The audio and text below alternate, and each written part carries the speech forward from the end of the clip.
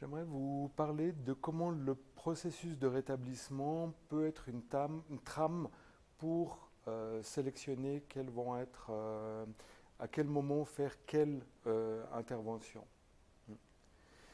Mira Popkin, qui était Miss Saigon dans la comédie musicale, en pleine tournée américaine en 1997, elle est conduite dans un hôpital psychiatrique et puis on lui dit vous avez une schizophrénie et on lui donne de l'alopéridol. Mira Popkin va rechuter plusieurs fois, elle va tout perdre, ben, son rôle dans la comédie musicale, elle va perdre son copain, son appartement, elle va vraiment sombrer euh, dans, dans la maladie. Et puis tout d'un coup, elle s'est dit, mais ça ne peut pas continuer ainsi. Ce qui est intéressant chez Mira Popkin, c'est qu'elle n'a jamais accepté la maladie en tant que telle. Et puis elle commence à reprendre les choses en main qui lui permettent progressivement un petit travail. Elle va travailler dans une maison pour enfants défavorisés, dans le quartier où elle habite, où elle leur enseigne la danse et le chant. Elle retourne des fois sur Broadway, mais elle n'est pas en première ligne, elle est plutôt sur les lignes en arrière. Et puis, c'est elle qui, dans un show à la radio, dit un jour, ne laissez jamais un diagnostic vous empêcher d'avoir une vie riche et pleine. Et ça, c'est vraiment extrêmement important parce que ça permet de voir que le modèle de rétablissement est un modèle tout à fait complémentaire au modèle biomédical. Le mode biomédical va s'intéresser aux causes de la maladie et au traitement. Euh, le, euh, le modèle du rétablissement est plutôt un modèle de salutogénèse sur comment est-ce qu'on fait pour s'en tirer.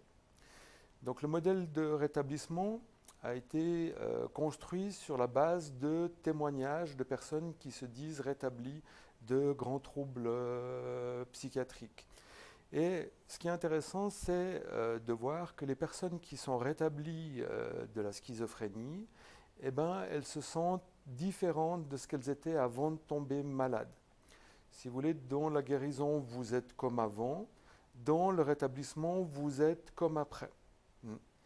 Et puis alors une chose encore plus étonnante, c'est que les personnes rétablies se sentent grandies par l'expérience de la maladie et du rétablissement, même si ensuite elles ont un statut social inférieur à ce qu'elles avaient avant de tomber malade. Par exemple, Mira Popkin, elle dit que ce qu'elle a appris avec les enfants dans euh, la maison de quartier pour enfants défavorisés a été quelque chose qui l'a grandi dans sa vie, puis qui lui a changé son ordre des valeurs. Et puis, alors, l'absence de symptômes n'est pas un critère de rétablissement pour la majorité des personnes. Hein, on a des études qui montrent jusqu'à 50-60% des personnes qui ont un trouble psychiatrique sévère peuvent dire je peux être rétabli tout en ayant des hallucinations ou des idées délirantes. Ce qui va se passer, c'est que le rapport avec les hallucinations sera un rapport différent. La personne ne sera plus victime de ces hallucinations ou de ces idées délirantes, mais elle les verra avec une certaine bienveillance comme quelque chose qui peut être utile pour sa vie. Donc au niveau de ces témoignages, hein, je vous rappelle que Psychosis ne peut pas être publié sans un numéro à la première personne, hein, sans un article à la première personne. La même chose pour Schizophrénia Bulletin, où vous avez dans chaque numéro un à plusieurs témoignages à la première personne. Vous avez ici le livre de Dominique Scheder qui raconte son processus de rétablissement. Hein, le livre s'appelle L'auto jaune parce que autrefois en Suisse francophone, quand on amenait quelqu'un à l'hôpital psychiatrique de Seri, c'était une auto jaune qui venait vous chercher. Et moi, j'ai encore été élevé où ma maman me disait si tu continues à faire le fou, je vais appeler l'auto jaune.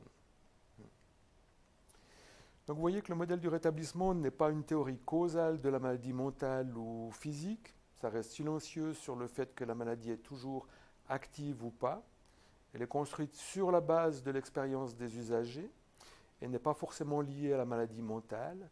Et puis surtout, ce qui va nous intéresser en tant que clinicien, c'est qu'elle procède par étapes successives qui offrent une trame pour choisir les interventions.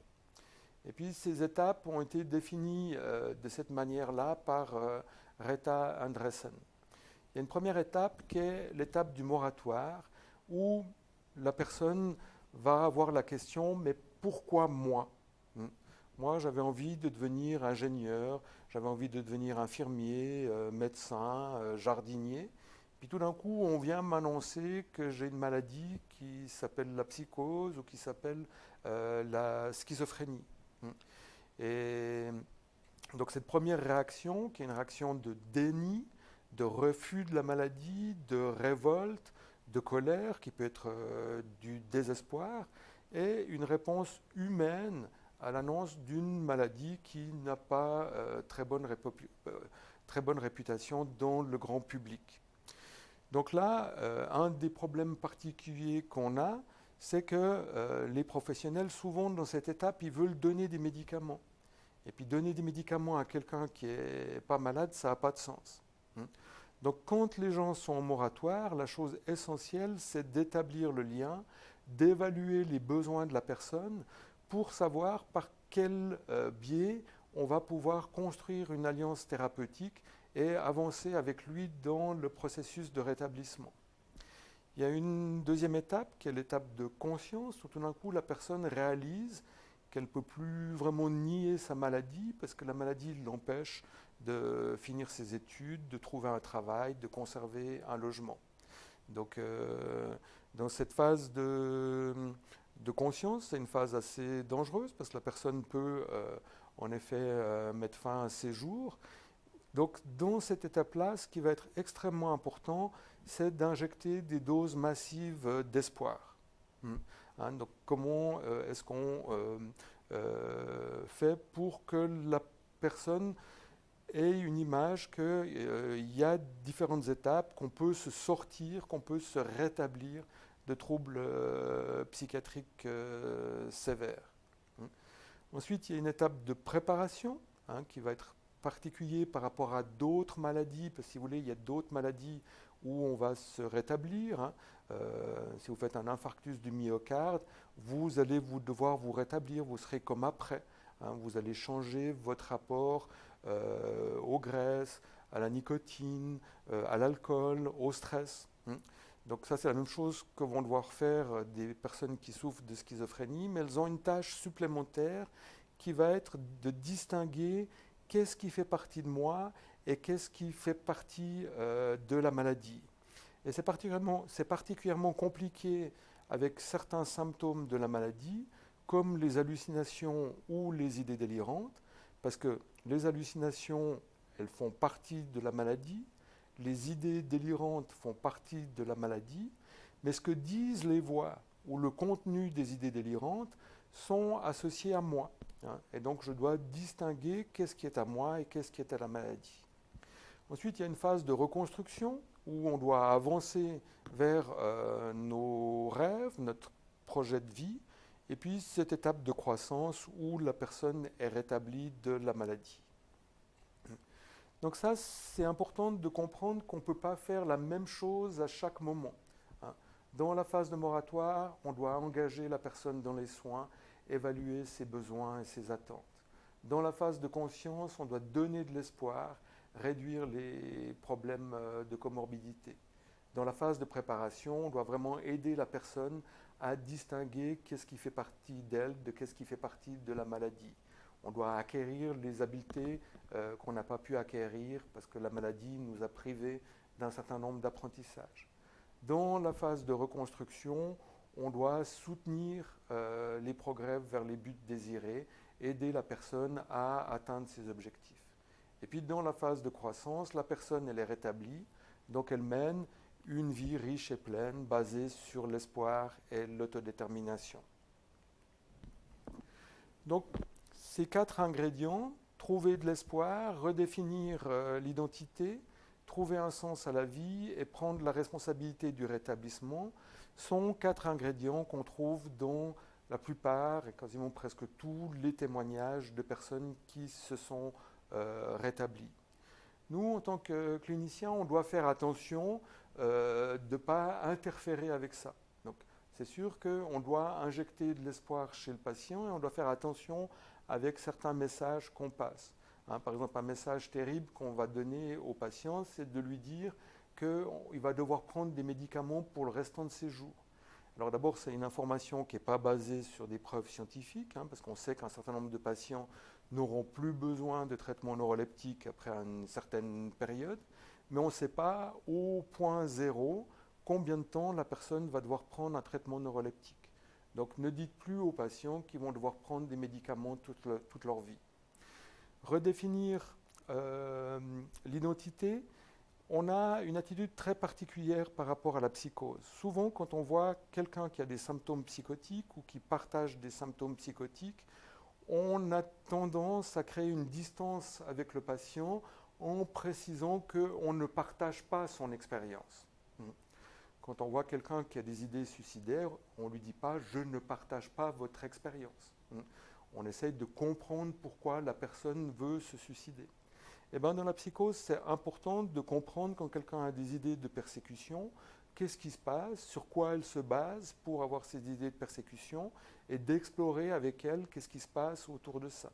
Quand une personne a des hallucinations, c'est important de comprendre avec le patient qu'est-ce qui se passe et de l'aider à pouvoir parler de cette expérience, ne pas le laisser seul avec cette expérience.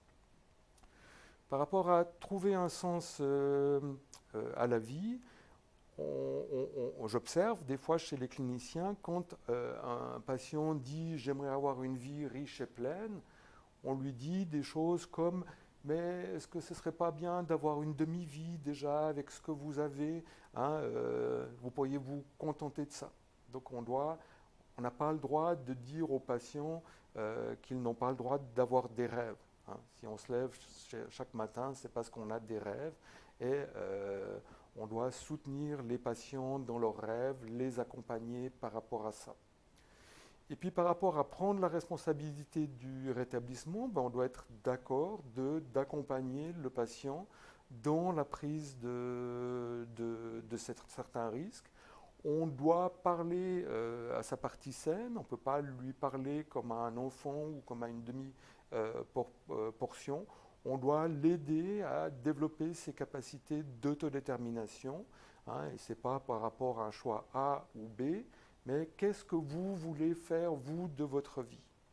Donc voici des informations qui sont importantes. Donc évitez d'être iatrogène, soutenez le rétablissement. Je vous remercie de votre attention.